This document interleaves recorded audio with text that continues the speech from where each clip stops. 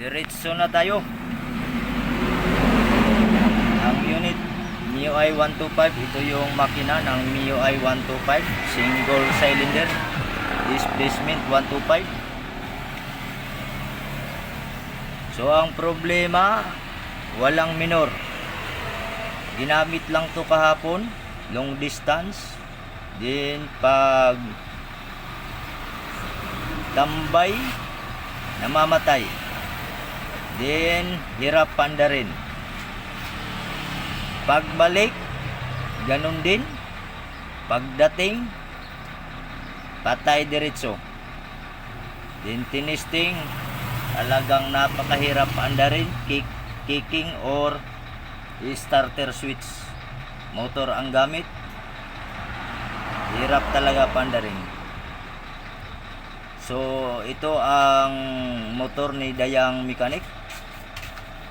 Binaklas na, hindi na naipakita yung pag-andar kasi lubat yung cellphone. Ito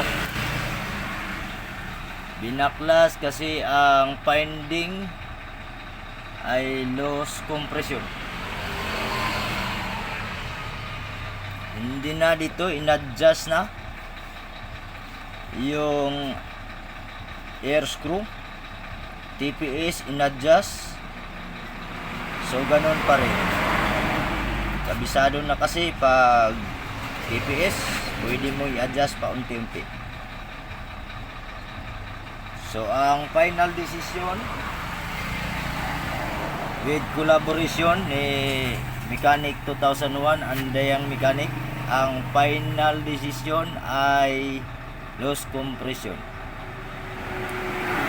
So wala tayong gamit na compression gauge. Ayan pa yung spark plug. Binaklas na ito. Paano malaman kung loss compression? Simple lang. Kahit wala tayong compression gauge. Yung compression gauge kasi, tanggalin yung spark plug, then isasaksak yun.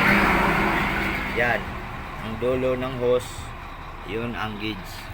Malalaman doon kung, pero ito simple lang, mechanical lang. Simple lang naman, tingnan lang naman.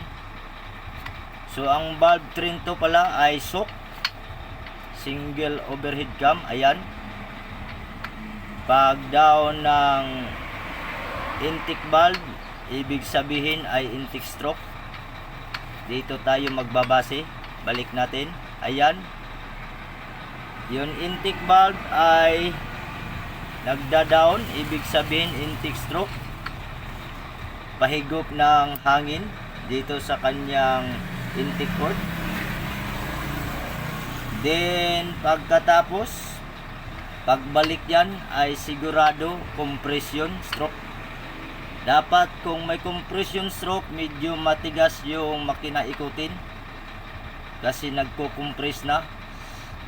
Magsasara yan, sarado na, magsasara yung valve, both valve sarado. So siyempre matigas ikutin. So paano malaman? Dito tayo sa flywheel. Ayan, kita naman natin. Balik tayo. Ayan, tingnan natin. Down ang intake valve, so ibig sabihin intake stroke. Yan, igot ng hangin, din buga yung injector ng gasolina. Pag angat ng intake valve ay ang sunod ay compression stroke. Tingnan naman dito. Ayan, ikutin lang natin yung flywheel. Ayan, ayan, ayan, magta-timing na. Pero ayan, napakasimpleng ikutin lang yung flywheel. Yan, dapat magbabounce yan. Yan ang timing mark. Ayan, yan, complete yan, firing na. Pero ito wala, oh. Dapat pag ganon, compression, pag ayan, dapat babalik yung flywheel, ganon. Pag may compression stroke, gaganon yan. Pag higpit, pag bitaw mo ng flywheel, dapat babalik yan. Yan, oh. Tingnan, walang nangyari. So wala talagang compression. Yan, kahit anong gawin. So ang gawin ay baklas lang ng cylinder head, pati bore. Tingnan natin yung piston ring, pati yung bore, siyempre. Then yung barbula, baka may leak, intake or exhaust, sanhi ng loose compression. And siyempre yung main ay yung piston ring, piston at saka yung bore. Sana hindi pa sira gas-gas yung bore. Tingnan lang natin yung piston ring, baka nagdikit na. Ito ay 5 taon walang bukasan. Ngayon lang. Tingnan naman yung odo, 66,796 yung tinakbo. Partida pa yung naputulan ng speed meter. Siyempre lahat ng may buhay, kahit walang buhay, may hangganan. Ito yung rocker arm, walang problema kasi alaga ito sa oil, no? Halos 1 buwan lang mag-change oil na si Dayang Mechanic. Ang oil naman ay gamit siyempre pang Yamaha lang. Pag may pagkakataon, gamit lang tayo ng EX7 saka yung Ineos. Tanggal talaga siya. Tingnan natin, walang kukurap. Special tools, Puno media na pako. 5 years ginamit, araw-araw, bakbakan, long distance kasi gamit ito sa kanyang pag-aaral. Ito may vlog na to. Yung checking lang naman yon, valve clearance. Ito guys, hindi talaga to nakatikim ng adjustment ng valve clearance. Checking lang palagi. Tine-check lang namin yung clearance ng barbula kung pasok pa sa standard. Yung clearance niya. Pag pasok pa, huwag niyang galawin. Ayan na. Tingnan. Tingnan naman yung bakbakan ng takbo to lagi. May problema talaga Sige. Titingnan ko lang yung sige pa. Tingnan ko lang muna yung bore guys. Ayan, flashlight. Focus mo kuya. Tingnan ko lang paikot yung bore. Inspection lang muna. Okay pa naman. Ito MIUI-S. Tingnan nyo man. Ito ang pagkakaiba ng MIUI at saka MIUI-S. Yung may stop and start system. Yan. Ito yung pagkakaiba.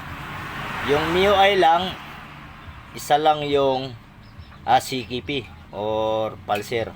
Pag is na stop and start, dalawa na yan. Yan. Then ang flywheel ito iba ito sa mga Mio Aerox, Inmax, yung iba. Ito kahit kalawang wala talaga Talagang maganda ang flywheel na ikinabit dito sa MIUI-S. Yung iba kinakalawang pero ito hindi. Ayan. Magandang metal ang ginamit. Ayan. Yung iba kalawang-kalawang na pero ito hindi na kailangan pinturahan pa ng high team. Yan, tingnan. Walang kalawang, hindi kinakalawang. Ito lang pagkakaiba, dalawang trigger or CKP. Ito naman pulser. Ito ay para sa ignition. Ito naman ay para sa stop and start system. Yan si Dayang Mechanic, siya nang bahala dyan. Guys, Ayan. hanggang na ng spark Total plug. sa kanya naman tong unit na to. Ayan yung spark plug. Probe natin dahil yung makina ay hindi natin na-videohan na walang problemado yung minor. Kaya binaklas namin.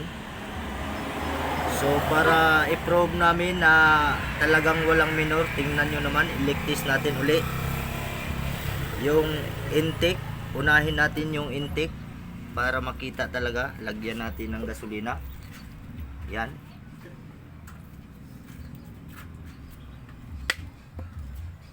So punuin natin. Yan. Kita naman walang tagas. Ayan. Kahit kunti, wala talaga. So, ayan, may gasolina yan, oh. Yan. So, dito naman sa exhaust, lagyan natin. Meron. Tingnan naman. Kita? Ayan. Kita ya? Punuin pa natin.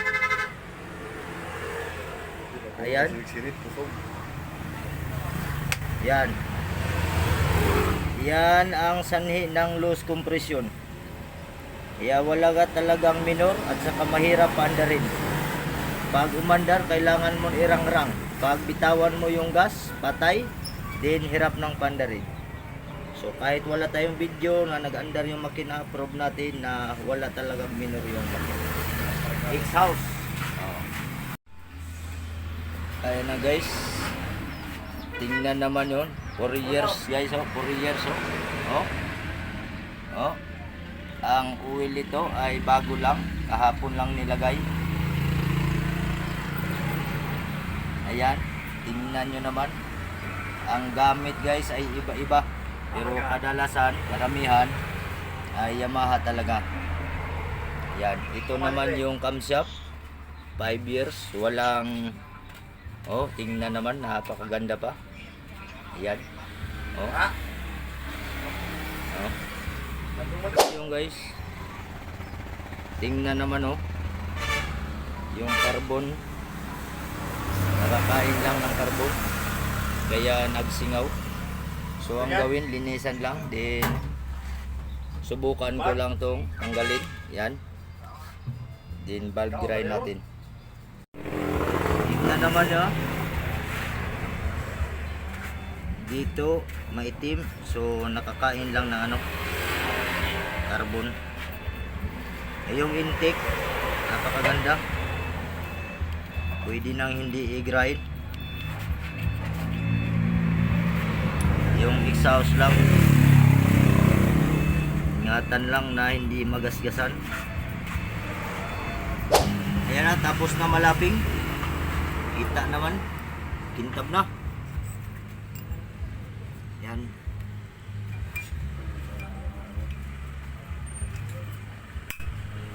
Yan. Wala nang singaw yan. Wala nang leaking.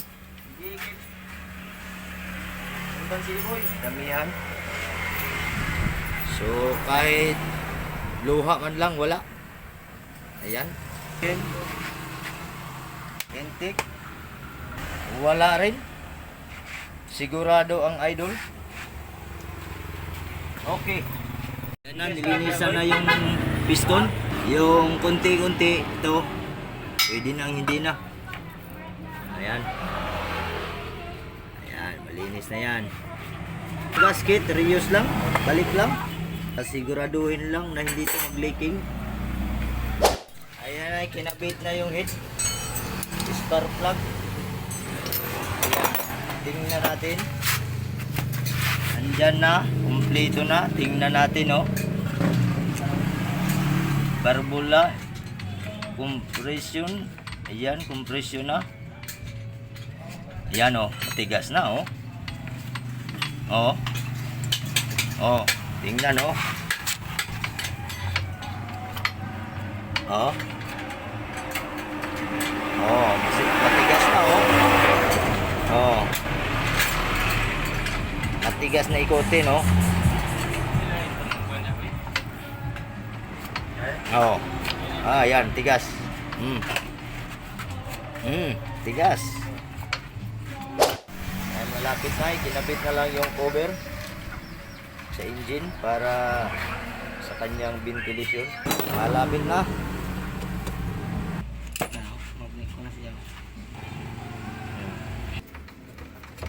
Okay, wala nang kulang.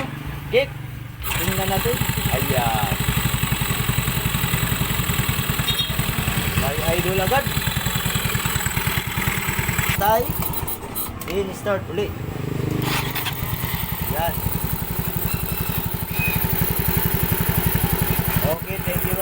Okay na. Ha? Thank you for watching.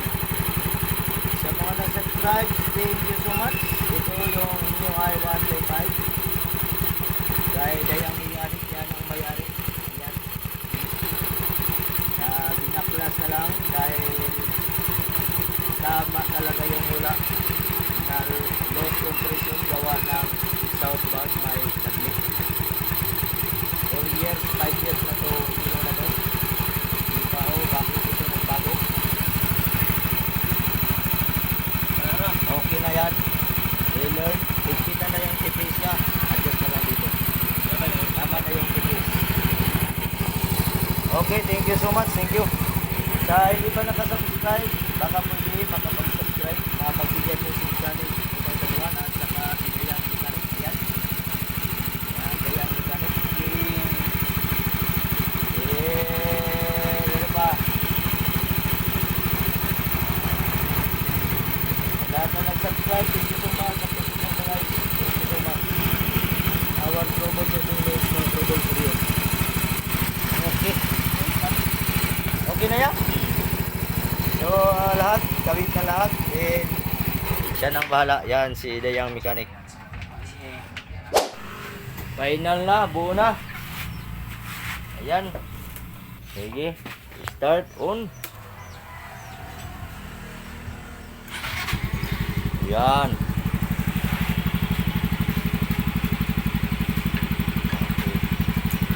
Yan, under ng makina. Yan. Pag nag-brake, wala. Yan. Pag nag-brake, pupula yan. Yan.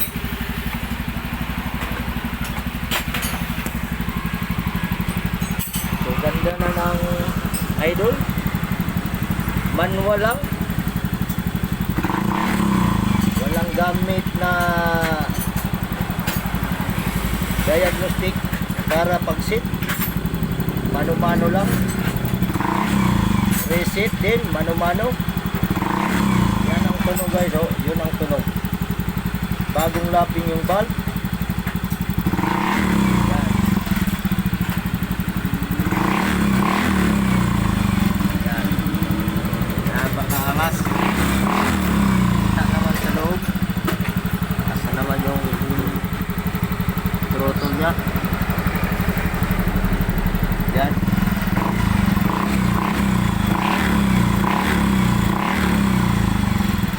Bagsak agad. Red ko na ya.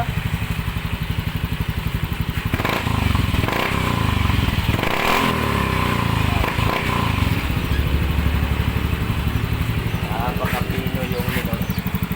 Yan. Pasok na yan sa 1,600 plus minus 100. Ayos na. Yan. Red ko na yan, red. Red ba, red? Sige.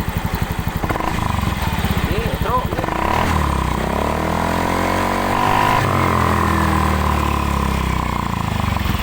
Final na to. So guys, para sa mga nakamiyo, yun lang ang simptomas niya. Pag ginagamit mo tapos bigla lang siyang humina o kaya nag hirap paandarin, biglang namatay. Yan din ang cause, yung leak. Buti lang ito ay valve leak lang, yung exhaust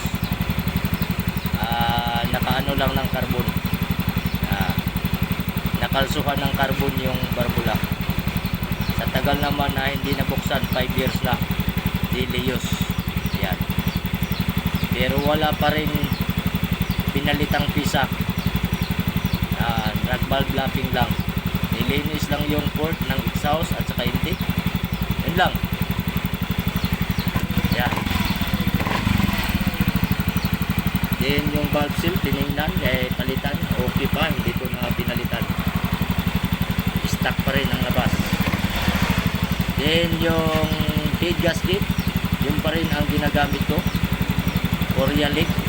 Pero sa tingin ko ay hindi yan maglilit.